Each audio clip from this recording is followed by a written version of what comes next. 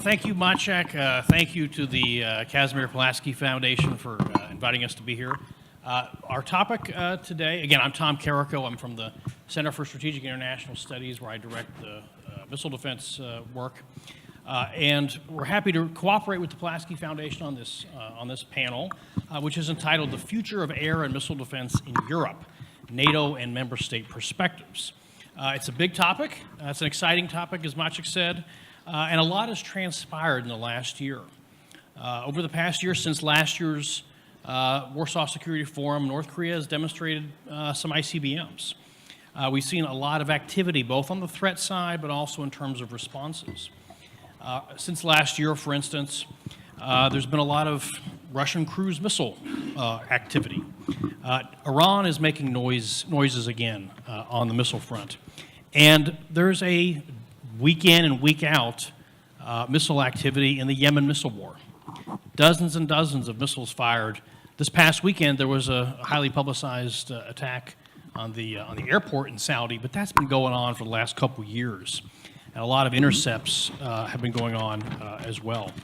But you're also seeing, whether it's been in Ukraine or Syria, much more of a combined arms problem. And you heard about that just a moment ago.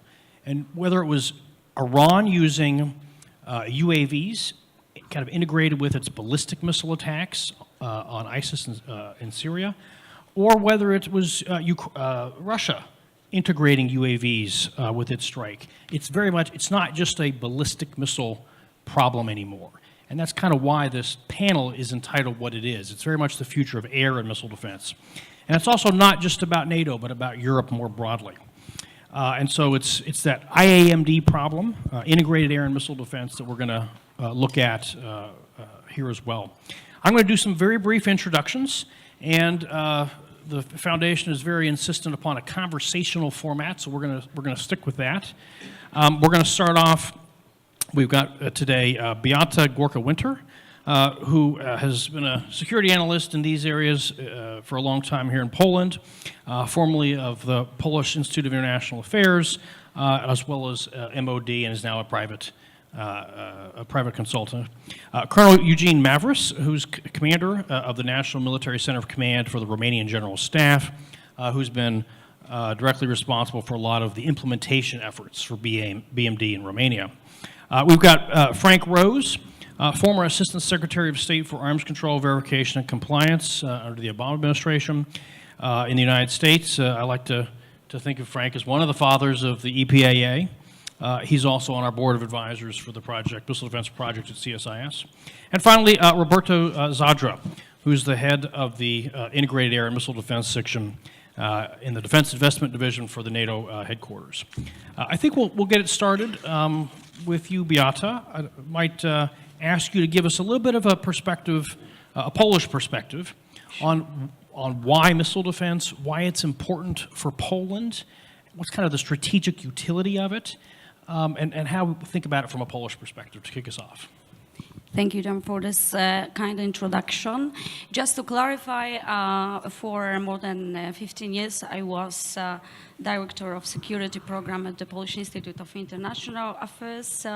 Then I switched to MOD, and lastly, I was Vice Director for Strategy in Polish Armament Group. Well, it's naturally a great pleasure to be here and to see how Warsaw Security Forum is expanding from a relatively modest local conference to huge international event with so many distinguished panelists and guests in the panels and in the audience. Well, I find this panel really crucial. Not only for the reason that we are very close to end our process, Polish process of negotiations concerning the implementation of the biggest ever in our armed forces program of acquisition of the Patriot system.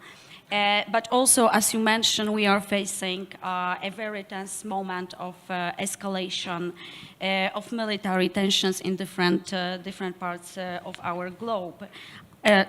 You mentioned North Korea, you mentioned Iran, Saudi Arabia lately, but also very close to our borders, where Iskander system is undoubtedly causing many sleepless nights for our decision makers. Well, these tensions and hostile military moves only show that our decision, Polish decision, to engage in constructing air and missile defense system, both nationally, but also as a part of allied effort in NATO, was very right and very far-sighted, in fact. Just to remind you, Poland decided to give a consent to build on our territory the so-called third site. The negotiation process started more than 15 years ago, just to remind you, more than 15 years ago, and ended with an agreement in 2008 about constructing the GBI base with a relatively small number of interceptors for mid-course phase of MG system. Well, unfortunately, the decision of placing this installation was cancelled by the Obama administration just after he took his office in the White House. But fortunately, the concept was quite dynamically transformed into the EPAA program, which is realized more or less according to the schedule. And we expect having it implemented in Poland in 2018, SM3 Block 1B interceptors will be able to make successful interception of different targets coming from the airspace. Well, along with constructing one of the crucial bases of the EPAA system, and I guess this process will be covered in more detail by Mr. Zadra. I would like to shed some light of purely Polish acquisition efforts concerning this domain.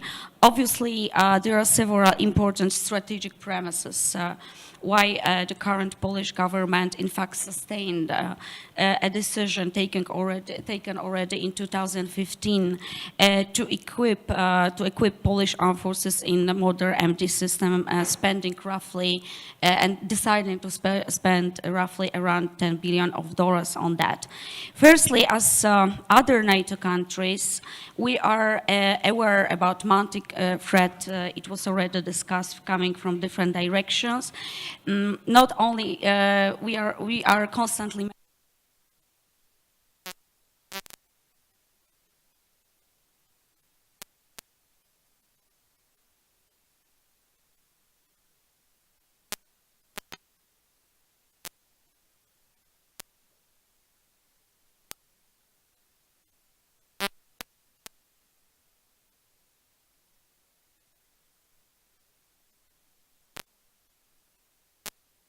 are obsolete, and they cry for modernization as they don't fulfill the needs of modern battlefield.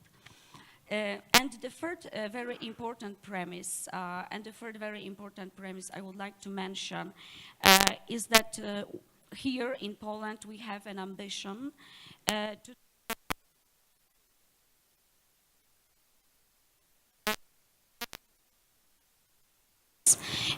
here in Poland, we have a huge potential to do that, and our defense companies have all capabilities, all resources to be engaged hugely in this process.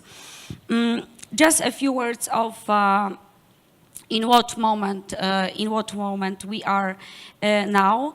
After several feasibility studies, initial feasibility studies, and original feasibility study, finally Polish government decided to build as a first to engage with Raytheon with acquisition Patriot system, and we hope that these negotiations will end even this year or next year. We decided to postpone a little bit with a shorter range air defense system. Of course, we can discuss if it was not a mistake. Ideally, we should develop both systems simultaneously, as it was shown in the initial feasibility study, but as this effort is huge, is very costly, we were forced to make some kind of sequencing. So the sequences that we are now putting more effort in the middle range system, and then shorter. The time will show if these premises will not be changed, as NATO is heading in a bit of a different direction, I think, and now the military drills in Crete are showing that maybe we will have to also to rethink our approach to what system would be implemented as the first and which as the second. That's if you need more details about We'll get Polish it. effort, since it's very, long process, very complicated process, so I will be happy to cover this topic later in the discussion. Thank you. Well, that's a great start. I want to turn to you, Colonel Mavris, to give us a Romanian perspective and just a quick update on kind of your role on implementing BMD as part of EPAA. Thank you very much, Thomas. Thank you very much, and I'm really honored to be here in such great company with Mr. Zadra, with Mr. Ross, who led the U.S. Team during the negotiation with Romania and U.S., and it's really a privilege for me to be here. I will speak about the fundamentals. When Romania decided to get in this project, we had at least two main rationales. The one was the NATO decisions. You know all NATO decisions which were taken were at NATO level. And the second one was our strategic partnership with US. Both rationales were very important for us. And we started in 2010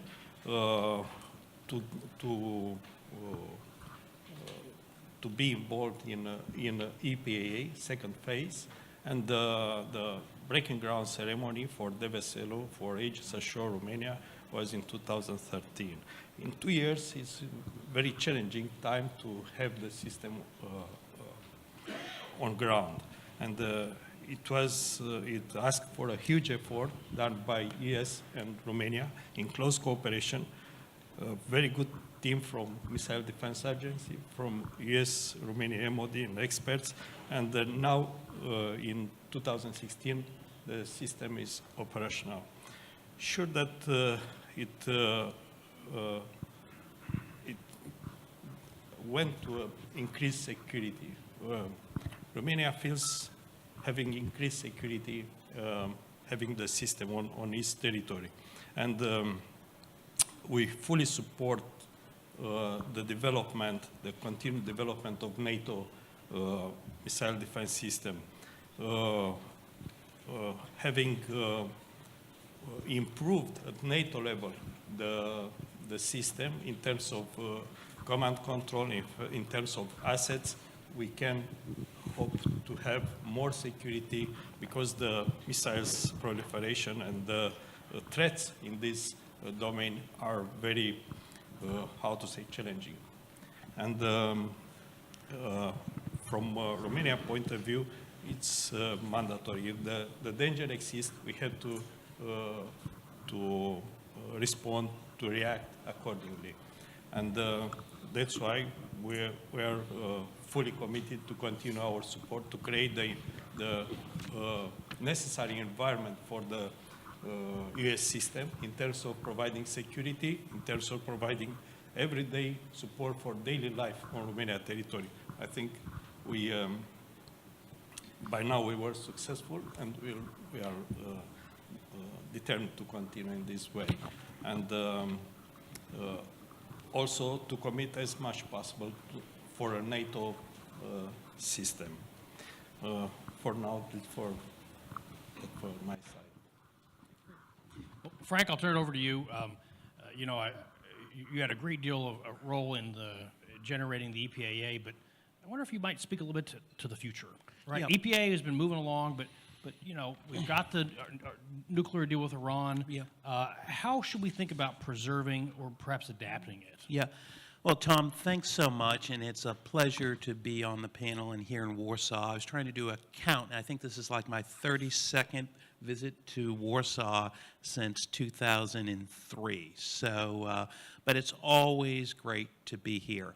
Tom, let me start by saying that the current administration in Washington has begun conducting a ballistic missile defense review, which will set U.S. missile defense policy for the next several years. So I don't know what is going to come out of that review at this point, but let me make a couple of top-level points of outlining where I think the key directions will be. First, and this is what Tom noted in his opening remarks, is despite the Joint Comprehensive Plan of Action with Iran, Iran continues to develop and deploy medium-range ballistic missiles. Now, a number of people, including the Russians and some in the arms control community, argue, hey, the Iranians are living by the terms of the JCPOA, therefore there's no need for ballistic missile defense because they're not developing nuclear missiles. And my response to that has been the following. Even conventionally armed ballistic missiles can have strategic implications. Let's go back to 1991. In 1991, Saddam Hussein launched conventionally armed ballistic missiles at Israel with the strategic objective of breaking the coalition up by bringing Israel in the war. I would argue it was the deployment of U.S., Dutch, and German patriots to Israel that helped manage the crisis and keep Israel out of the war. So this argument that a ballistic missile has to be nuclear armed to have strategic consequences, I don't think holds up against the historical record. Secondly, and I would not downplay this point, there has been strong bipartisan support for the European phased adaptive approach within the U.S. government. President Obama was a Democrat, but for 6 of his 8 years in power, he had to work with at least one house of the Congress in Republican control, and they fully funded the EPAA. So I expect there will continue to be a strong level of support in Congress, but also many of the people who are now in the administration, especially at the Pentagon, have a long history of working European missile defense. And then finally, this is not just a U.S. bilateral agreement with Poland and Romania and Turkey. This is fundamentally a NATO decision. When I was here in Poland last summer for the groundbreaking, you had a number of senior NATO officials attend the event, and they talked about the importance of this to the alliance. So any changes that the U.S. would make to the EPAA would need to be done in a way that is fully consistent with our obligations to the NATO alliance, because this is not a NATO, this is not a purely U.S. system. It is a NATO system, and this is what NATO heads of state and government agreed to in 2010. And just to go back in history, the Obama administration made a specific decision in 2010 to make this a NATO program. We made our proposal to the alliance, and the alliance supported that proposal, and this is fundamentally part of the alliance. So let me stop at that point and turn it over to Roberto, who will talk about the alliance program. So, Roberto, I wonder, your title is the head of the Integrated Air and Missile Defense Section, rather than the Ballistic Missile Defense Section. So I wonder if you could do kind of two things. Why IAMD? Why is that the important category to talk about? And then part of that, how do we fit that with the Russia issue that NATO is facing now? Thank you. You just mentioned the section that I run just a couple of years ago. We have actually changed the name of the section from BMD section to IAMD section. Now, I don't go into the weeds of this. There are a number of reasons for that. One reason was that there is an increasing perception that BMD needs to be seen in the broader context of integrated air missile defense. I think that Frank just mentioned the BMD review that is in the pipeline. I hope that that document will help us in clarifying a little bit the distinctions between BMD and IMD that are there. At this point in time, they are there, unless they're changed. We don't know yet. In a few years back, people talked a lot about the distinction between BMD and theater missile defense. Personally, I think that this distinction is becoming less relevant now.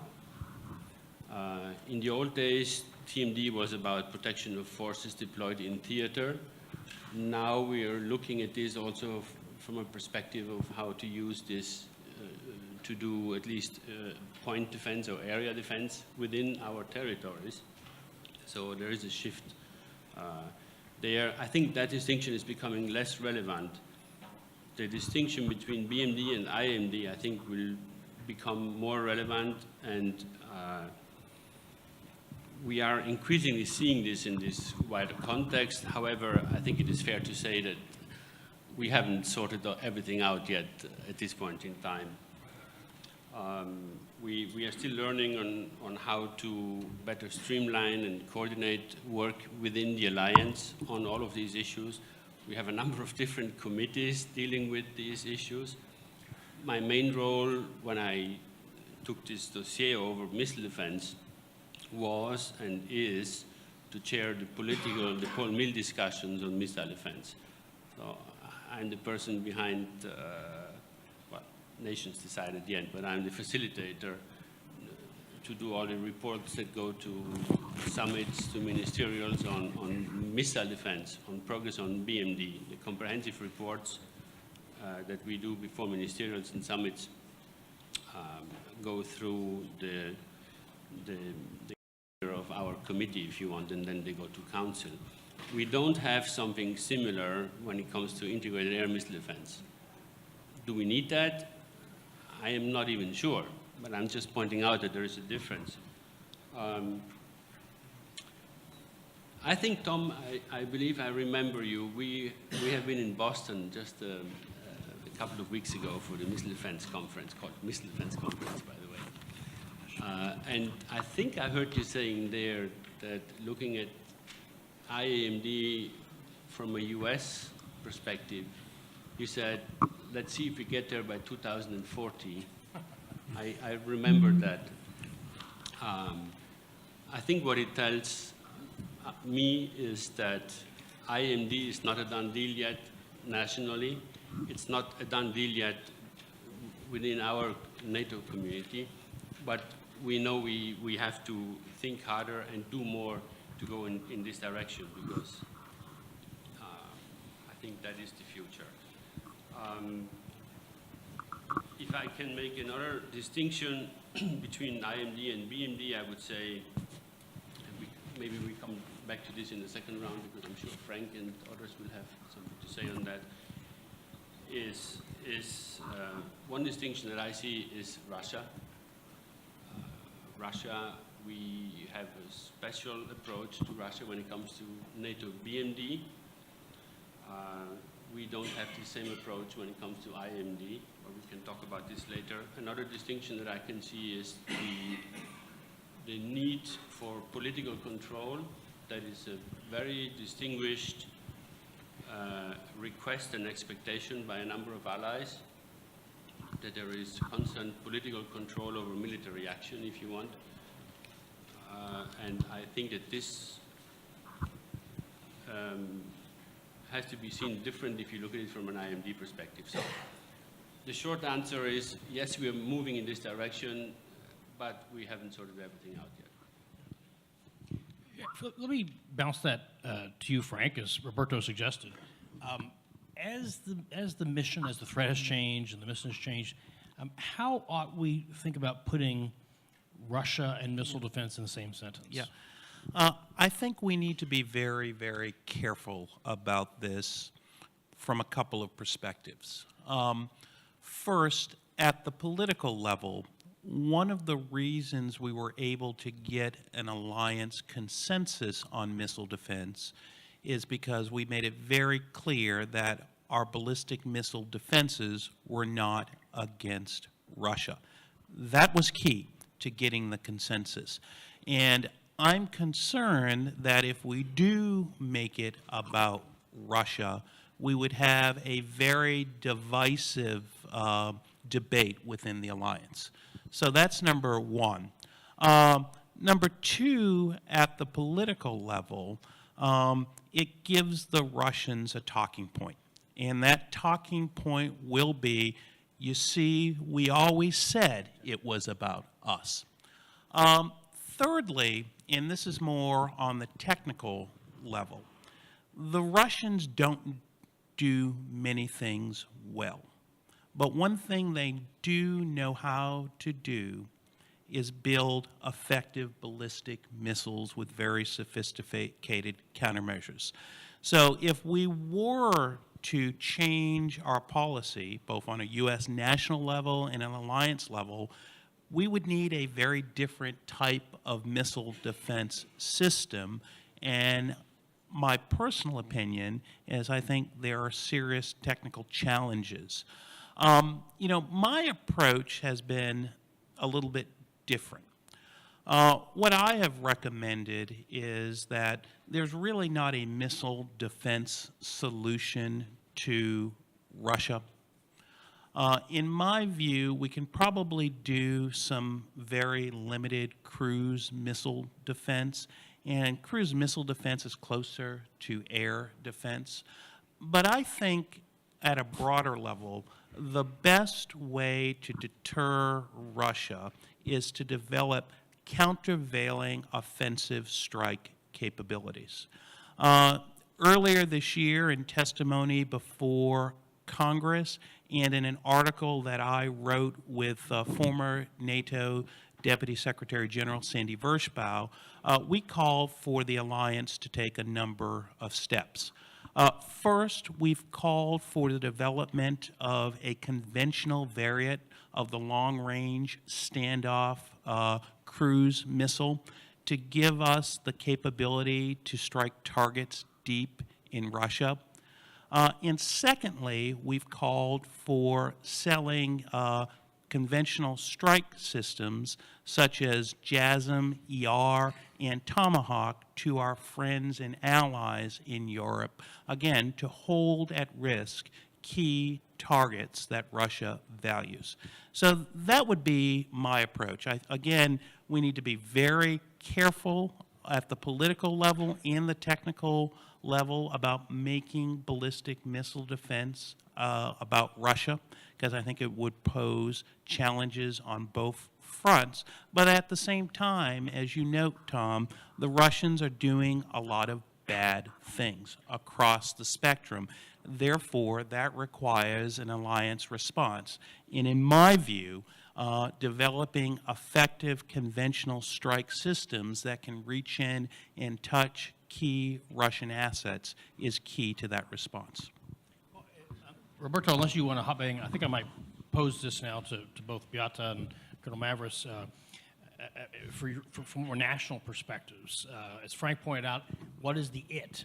It may not be ballistic missiles that are chasing ICBMs, but it's really something that historically has fallen under the theater or the air defense category that we're kind of talking about. So how would you respond to that?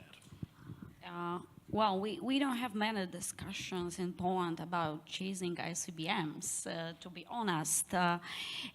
It's not our level of discussion here. It's not our level of technical feasibility here. So our discussion is more around different other issues. And first of all, just to refer to your question, how we put Russian missile defense systems in one sentence. Well, first of all, we have to clarify one issue here. Missile defense is a defensive system, so by definition, it cannot be built, and we cannot say that it's against something, yes, against Russia, against other countries. Even if Russia is claiming that it feels endangered by this system, let me remind you that more than 10 years ago, as soon as the discussion about placing a GBI base here started here in Poland and in Europe as a whole, we proposed Russia a set of confidence security building measures, yes? There was many proposals set by Bush administration, American administration in general, but also by NATO officials, and Russia refused to accept most of the security building and confidence building measures, including visits of Russian officials in this base, which was intended to be here. So what does it mean? Logically, for me, it means that they are simply not as afraid of this system as they claim to be. Because logically, if I'm afraid of something, I would like to visit the base and to see what's going on the Polish territory. Every year, every package they were refusing to accept. Thirdly, I've never heard NATO officials claiming that they feel threatened, or NATO countries, NATO countries' governments, that they feel threatened by development of Russian missile defense systems. Let me remind you that it's not so broadly covered as what's going on in NATO in the US, referring to MD. But if you dig more deeply, there are many articles in the press depicting how Russia is developing its own missile defense system around Moscow and maybe in other places. They are not so transparent as us. There is more secrecy about this program. But what we can say today is that this old Gorgon and Gazelle systems are now replaced by Noodle, yes, not noodle in Russian, noodle, and it's not noodle, noodle. Let's start that. Not Let's noodle, call it. noodle, and there are information that the capability of this system will be targeting ICBM satellites, hypersonic cruise missiles. So the capabilities of this system are quite wide. And let me also remind you that the technology of Russians anti-missile system which are implemented are quite different than American one. Why Americans are systems are mostly based on hit-to-kill technology, which is very challenging, and we all know that all data provided by Missile Defense Agency is showing that this tests, only half of these tests are successful, It's very sophisticated, it's very difficult. Russian systems are more based on blast fragmentation warhead, including nuclear explosion. So simply they're quite more effective than the technology is different. And I've never heard NATO officials saying that and requiring information or data from Russian administration concerning this particular installation. So maybe we should also turn our attention a bit to what's really going on, referring to the MG system. I would briefly dispute the 50% rate on hit to kill overall. I think that is, actually, I think that's problematic in a number of It ways, is. both for GMD, but no, I think it's It false. is. No, it's false. It's a false statement. But both for Aegis or Patriot or THAAD, but also for GMD. But I want to give Colonel Maris Yeah, a but chance to. it all depends of methodology. If you have, if you implement a simple methodology of putting all data which are already set, so the probability of interception is higher, yes? So it's a bit of artificial environment we are making this test. So if you ask engineers about that, you know, they estimate technical feasibility of hit-to-kill technology lower than politicians. That's this discussion is widely covered. All right. Yeah, Colonel. I don't want to jump in technical details and discussion, but what I would like to say and to stress is what Frank and our colleagues mentioned, that the facility at Deveselu is a flag project for Romania, US and NATO. It is purely defensive, and that does not constitute a threat to any third party. Its only purpose being to defend the allied population, to defend territories, and not to intercept ISBM or what do you, someone could claim. Its mainly purpose is to defend the allied population and territory. And I don't think it is necessary to prove why the NATO development, the NATO BMD system is to be developed, because the protection of our countries from the threat of ballistic missiles attack is a critical priority. And this, not more discussion on this aspect. Everyone is aware that we have to do something to defend our populations and territory. The investment in ballistic missile defense is a long-term investment, strategic undertaking to counter the threat of missile technology proliferation, especially given the interest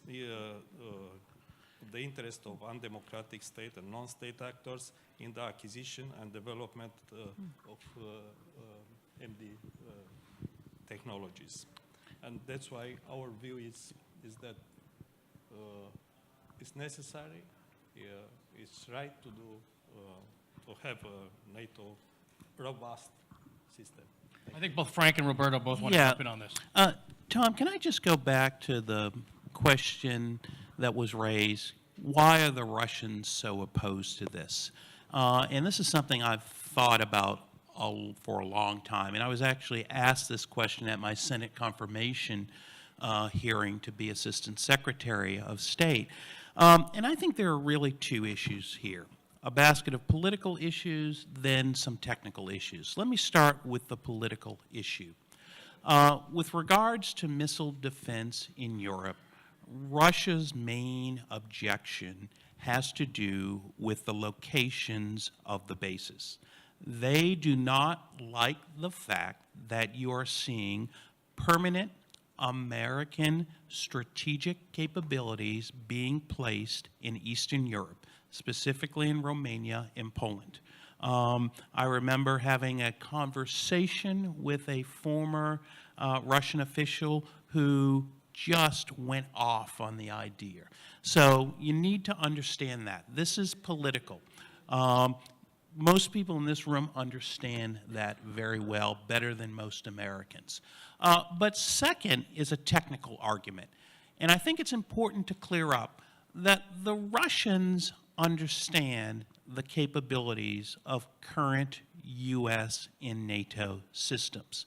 These guys, as I noted earlier, know how to build missiles, and they watch everything we do closely. That's not their concern. And let me kind of recite a discussion I had in early 2012 in Washington. At the time, there was a senior Russian delegation who had come to Washington, led by Sergei Rybkov, who's still the foreign minister, for strategic stability talks, which my then boss, Ellen Tauscher, who was the Undersecretary of State, was leading. And a Russian general by the name of General Gerasimov, who is now the chief of the general staff, gave this very interesting presentation. And in his presentation, he had a slide showing an American Aegis ship armed with the SM-3 Block 2A missile shooting down Russian strategic missiles. And I said, General Gerasimov, that is a very interesting slide. But let me ask you this question. How fast are you attributing the interceptor on that ship? And he looked at me with a straight face, and he said something along the lines of 10 kilometers per second. And I said, General, now, for those of you who are not missile defense geeks, I don't think anyone has ever developed a ballistic missile with a velocity burnout of 10 kilometers per second. It hasn't been done, even the big land-based systems. So I said, General Gerasimov, if you can find me a company that can build a sea-based missile defense interceptor with a velocity burnout of 10 kilometers per second, let me know, because I want to buy stock in that company. But his response was quite telling. He looked at me with a straight face and said, well, you'll get there. And that's the fundamental concern, that in the future, the U.S. will deploy advanced technologies that could potentially undermine Russia's strategic capabilities. We talked a little bit earlier about all of the cooperative missile defense cooperation programs that the U.S. and NATO has laid on the table with Russia over the past 25 years. There are hundreds of these proposals, and they've never been acceptable to Russia. And the fundamental point is this. When I raise this issue with them at numerous places on numerous occasions, what they said is, we're not going to give you the rope to hang us with. So that's the Russian thinking on the technical argument. We're not concerned about the systems today. They are not a threat to our strategic deterrent, but the U.S. and its partners, based on their technological capabilities in the future, will design these new types of systems that will, in the long term, undermine Russia's strategic deterrent. I want to push back on that on a couple things, but I want to let Roberto go first. Thank you. Frank is giving some examples from his past experience, and I also want to raise one. I'm not only chairing the Paul Mill discussions in NATO on missile defense, I also did chair a few years back the NATO-Russia missile defense working group discussions. So all the difficulties that we are discussing here and now were raised in those days. And I remember one episode where we went to the Moscow conference, I think it was 2012, where Russia has displayed all the concerns. Gerasimov was there and all the others, the ministers, Antonov, saying this is why this could undermine our strategic deterrent. And after the conference, as chair of the NATO-Russia group, I suggested that we have a detailed discussion in the committee at closed doors where we would go through each of the Russian arguments, and we could engage in a discussion and explain why this is not the case or where the concerns are. Well, that never went anywhere because I made this proposal twice in different meetings, and eventually the response was, we don't want to do it. There was no enthusiasm to go into the weeds. I'm not criticizing, I'm just pointing out that from my perspective, in those days, we should have done that. As chair of the group, I tried to hold all the nations together, including Russia, and I felt that there was so much misunderstanding on both sides. Anyway, that didn't go anywhere. Now, the point that Frank made not to change the direction of NATO BMD, keep things as they are. BMD is not against Russia, therefore it's not 360 degrees. IMD is 360 degrees. I think that's a useful direction. The NATO discussions on ballistic missile defense have very often stumbled over the issue of Russia. We found solutions, and that's why we have been able to move forward. Last year in Warsaw, we declared IOC, which is clearly a step forward, so it shows that we have been able to make progress. But the discussions in-house on the Russia question have always been very difficult. So it's much easier to keep things as they are, but it's for the new US administration to decide how to play this out in the BMDR. And the last point, if I may react to Beata, and then maybe, is on the transparency issue. Beata, my view on this is that let's put arms control aside. Arms control is these days in trouble. A lot of people are saying so in many domains. But when you talk of transparency, a very important element is reciprocity. And once you start addressing transparency, you have to consider not so much missile defense per se, but you have to consider what is your concern. And you made the point saying, we, NATO, we are not concerned about Russian ballistic missile defense. You said it, I agree with you. You could say, a step further and say, we are concerned about their offensive capabilities. So the moment you start going into concerns, and let's take it that the Russians are concerned about BMD. If there is a transparency measure in that direction, it would be that we would have to show them our facilities, et cetera, But in terms of reciprocity, some allies would say, we want to see what you are doing in Kaliningrad, what you are putting down here and there in terms of offensive capabilities. And it shows that the discussion over missile defense is strategically interesting because it links the shield to offensive capabilities and to arms control. All of this is really bound together. What we're missing is a setting, at least in NATO at this point in time, a setting where we discuss these issues, looking at it from the various corners at the same time. That we don't do yet. I hope we get there. So, Frank, you mentioned that one thing the Russians are really good at is building missiles, understanding how they work.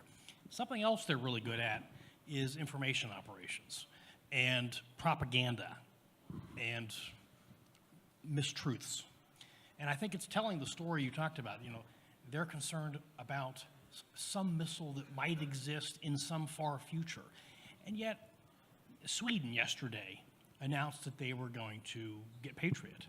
Nobody in their right mind thinks that Patriot is a threat to strategic stability, but I'm taking bets on how long it takes Russia, the press office of the Kremlin, to crank out a press release saying that Swedish Patriot is going to be a threat to strategic stability. They're going to do it. It has no semblance of relation to reality. And so I think the first part of the thing that's the political, Russia's never met, put aside missile defense, They've never met the air defense system they don't despise.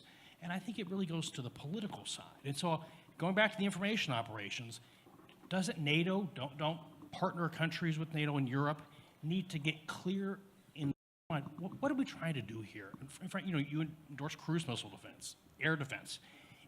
What are we trying to do? Let's agree amongst ourselves, as Roberto was saying, what that goal is, and we can deal with the Russian propaganda as it comes. Any response to that? Well, Tom, what I would say is my priority would be maintaining alliance unity. There's a reason why the Russians say and do the things they do. Its objective is to drive wedges within the alliance. So I've been spending a lot of my time over the past several years thinking about the INF Treaty. And in my testimony before Congress earlier this year, I said, as the new administration thinks about the way ahead on the treaty, and I won't get into the details of that here, I made it very clear that we need to keep the alliance together, stronger together. So I agree with you. The alliance needs to, work internally to try to answer those questions. But as Roberto mentioned, these are tough issues. I spent a good part of my career working with Roberto and his colleagues in NATO trying to develop an alliance consensus. And it's not easy, but we eventually get there. I have no problem whatsoever working within the alliance to figure out how we operate in this A2AD environment. This is serious stuff. The Russians are developing serious capabilities, and we need an integrated response to that. I personally believe there is a role for limited cruise missile defense in that equation, especially as the Russians continue to develop and deploy air, sea, and ground launch cruise missiles. This is a challenge, but I also think we need to work on developing and deploying both unilaterally on behalf of the United States with the long-range standoff cruise missile, but also working with allies here in Europe to make sure that they have appropriate strike capabilities that can hold at risk what our adversaries value. A lot's been on the table. Anybody have a quick response? If not, I'll open it up to the audience. All right, raise your hand and state a question, and I'll repeat it for the, yes, sir. Oh, actually, it looks like we have a mic.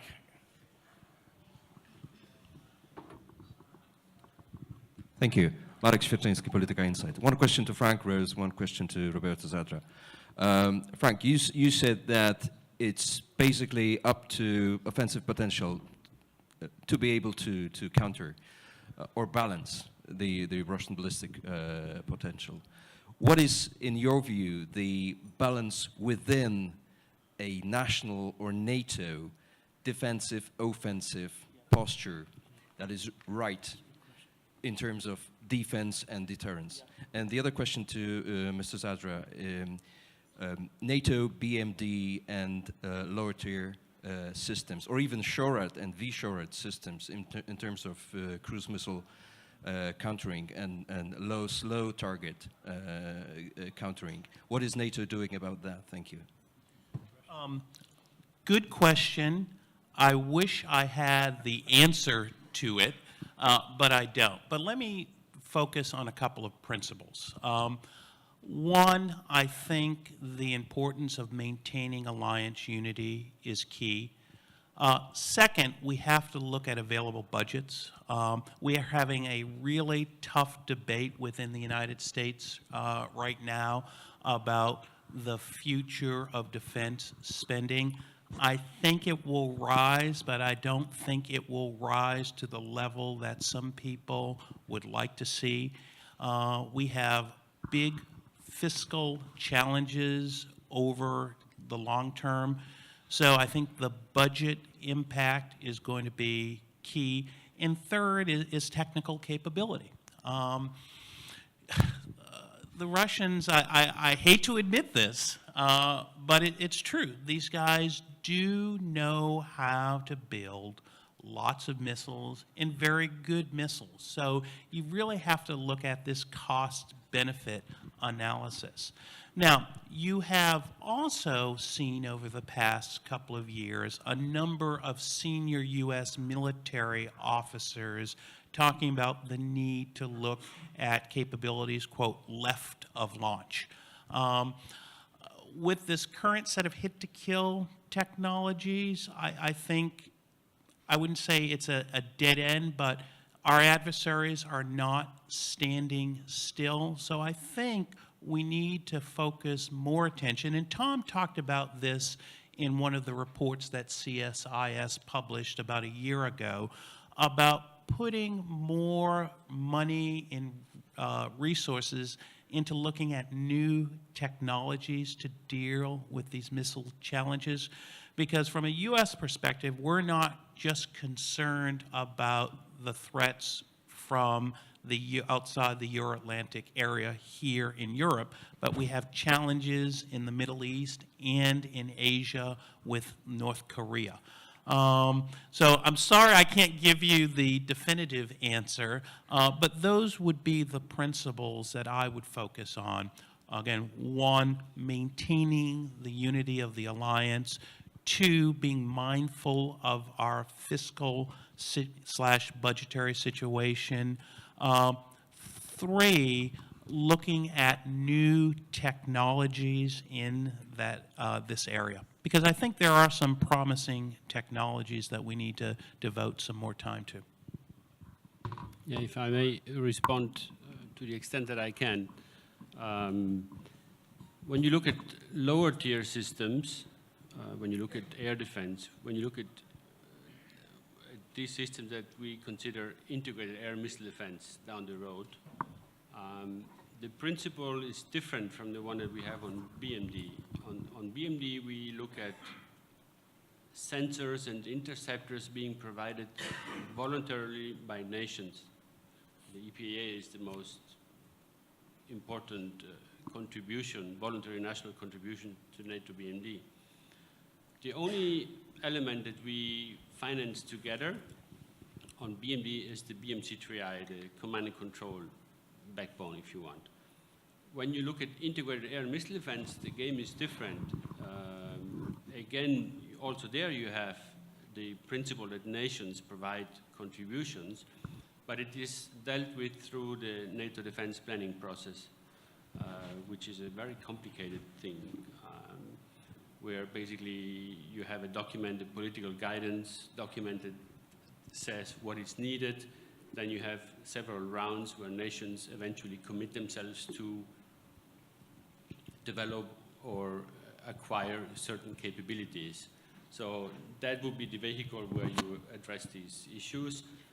My expectation is that in this lower tier or air defense domain, IMD domain if you want, there will be more pressure on allies to deliver in the years to come. Because last year, and I make the link again to Russia here for a moment, last year's Warsaw communique didn't openly talk of Russia as a threat. However, there have been a couple of paragraphs in the communique, I think 10 and 11, where you come this close to mentioning Russia as a threat, and Russia was mentioned in connection with deterrence and defense. And you had a statement in the Warsaw communique saying that Russian threats to target NATO allies because of their support for NATO BMD are unacceptable, counterproductive, strong words. Because of all of that, the pressure to also deliver, I think mostly through the NATO defense planning process, will be certainly on the rise. Let's take another question. I think we have time for one more. It has to be as good as that one. That's going to be a challenge. Who wants? All right, in the back. Now, while the mic's going, I would just say that the U.S. Army has been scrambling to get SHORAD as well, and it's just been a capacity problem because we gave up after the Cold War. All right. Hi. I'm Tytti Erästö, and I'm at the Stockholm Peace Research Institute. And sorry I missed the beginning of the presentation, but can you remind me again what's the rationale for the missile defense site that is now being built in Poland, considering that Iran doesn't have intermediate range missiles? And then if I can ask another question, I agree that the Russian concerns about the land-based sites are partly political, but how about the Aegis ships in the Baltic Sea? Do you think there is more concern about the possibility of intercepting Russian ICBMs? Frank, you hit upon that. You want to do a quick rejoinder on that? Yeah. To your questions, first, no, Iran has not deployed or tested a intermediate range ballistic missile capability yet, but they have space launch capabilities, and they slowly but surely keep improving. It's very clear to me that the Iranian ballistic missile program has all the building blocks in place should they want to develop longer range missiles in the future to do it. We can argue about timing, but I don't think we can argue about actual capability. With regards to the Aegis ships, quite frankly, the SM-3 Block 2, even if it was in the Baltic, would not have the capability from a velocity burnout standpoint to intercept Russian ballistic missiles heading to the United States. But it is a concern that the Russians have outlined. They've also said that the United States could potentially park Aegis ships in the Arctic Ocean. I don't think we have ever deployed an Aegis ship in the Arctic Ocean. I stand to be corrected. But the issue with the ships is how fast of an interceptor can you get there? And, you know, looking at the current set of capabilities, they really don't have the velocity burnout to intercept those heavy ICBMs that were headed to the United States. I think their concern, it comes back to the point I made earlier, is in the future the U.S. will develop a revolutionary technology that will give us the ability to deploy 10 kilometer per second missiles on Aegis ships, but I think we're a long way from there. Thanks. I think the question also came to me. First of all, I'm a NATO official, therefore I have to stick to the rules, which are never finger point any specific country as a threat. For you, asking the question about Iran is not a problem. For Frank, also, even if he was currently in the administration, it wouldn't be a problem to address.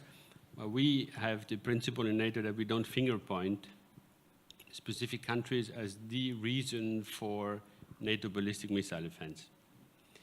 That said, you don't develop a BMD capability on and off. You have to develop a capability because you look into the future, not just into the present. If you think that the trend is that there will be more and more longer range ballistic missiles out there, then the response is then you may need more missile defense to protect yourself against these longer range missiles.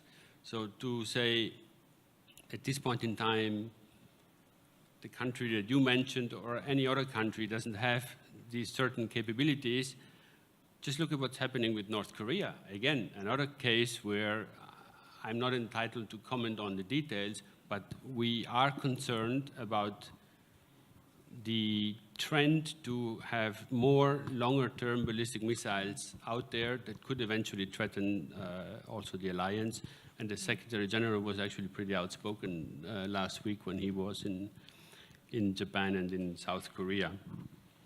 Now, I think I leave it at that, but I think I'll leave it at that.